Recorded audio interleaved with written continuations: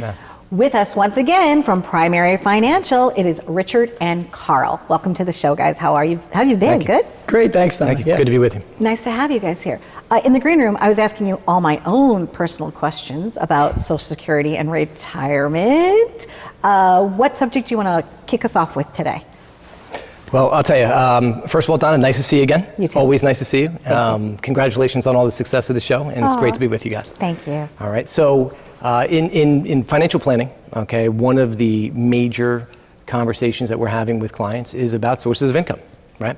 And what bigger source of income to start with than what? Social Security, right? Retirement planning, Social Security, and all the facets that come into that. And, you know, the questions that we get are questions ranging from, you know, what sort of assets can generate income, what are the taxation, and things of that nature. And, you know, when we talk specifically about types of income, and when clients propose questions to us about, you know, things like Social Security, we get a whole host of questions, and I'm sure you could imagine what those are. Yeah, what are some of them? What's a common one? It's a common question. Biggest one we usually get is, when should I start? Sure. Should I take it at 62? Should I take it at 66 or 67? Should I wait till I'm 70? And it's a really personal, very personal choice. If you have enough assets to wait, it's usually worth it to wait, because every year you wait past your full retirement age, which is 67 today, you get an 8% increase in your Social Security payout. So it's kind of a nice place to get a decent return on your money. But if your life expectancy is not that long, or maybe you don't have the assets and you need the money to take it, we tell people it's really based upon your personal circumstance. So if you need the money, we tell you take it at 62. But if you can afford to wait, normally it's worth it to wait. Or if you really just don't like your job anymore and you cannot, you know, take this job and like, I'm out of here, right? And like you said, if you need the income at that point, maybe it's better for your health to just leave your job and go on Social Security. Sure. You know, one thing that we find in the financial planning process is it's like any other decision, right? Every decision has a pro and it has a con. And when you're making a decision like that, and again, we can use Social Security as an example, but you can insert any topic into that conversation. That decision, again, is very unique to every single person, all right? And like I said, the pro and the con of each one should be taken into consideration when you're designing a whole holistic plan. Everything, to Carl's point, from longevity, taxation, other sources of income, et cetera. So that conversation, even though it's a main driver of the conversations that we're having, is part of a bigger plan. What's the future, though, of Social Security? Okay, like my grandparents got Social Security. Sure. My father's on Social Security. The question's going to be, what's the future? Is it going? Do you, in your opinion, I guess, what's going on? So currently, the way the Social Security Trust Fund is structured, it's actually going to be out of money in 2035. So not that far from here.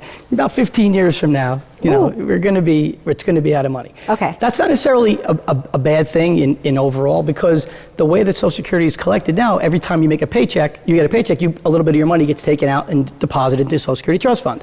So if there's no changes made, which is very hard to believe, but if there's no changes made, the benefits that you have been promised, you're going to get about 75% of those just based on collections. Okay, because right now the Social Security Trust Fund is taking in a little bit less than it's actually paying out. So every month it goes down a little bit. So right now, about 2035 is when it's expected to stop. Well, what's going to happen in the future is they're going to increase the Social Security tax. People are going to pay more, so the pot's going to get built up. The next thing they're going to do is probably drop age 62. 62 is probably going away as an option. 65 will probably be the new 62, and then it'll go from 65, 60, 67, and then it probably got to 72 through 75, depending on. So the longer they push it out, and the more they make you pay, the better off and the stronger the Social Security system is going to be. Okay, that's probably so the fix. Probably what's going on for the future for that. How can people generate other income? What's other sources of income? I was teasing you, and I said in the green room, I was like, well, lottery tickets. I was trying to come up with my own idea. Lottery tickets work. That's right. That's right. Well, I'll tell you, if the plan on winning the lottery falls short, there's other things you can fall back on. Okay. So the most common things that people are relying on to generate future income would be, you know, 401ks, 403bs, 457s, and most people understand these things because they're done through a payroll system, so they see it exit their check on a week-to-week basis. And, you know, so those are the most common, but during the financial planning process, we're evaluating not only ways of maximizing growth in those things, and we're projecting what they can generate, taking into consideration things like taxes, inflation, certain cost of living adjustments that you're going to see as time goes on. But in addition to that, when we have enough time And financial planning is all about time, as you could imagine.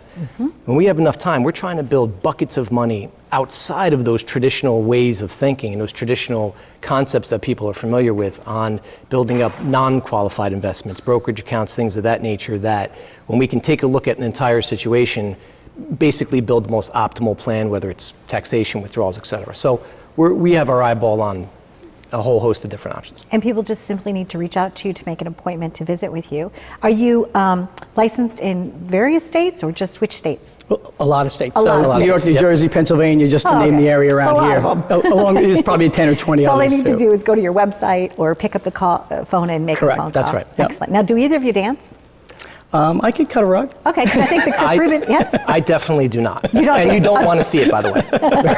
Well, at least two of us are going to be dancing because we're going to be listening to the Chris Rubin Band taking us out. Thanks for watching. Be well.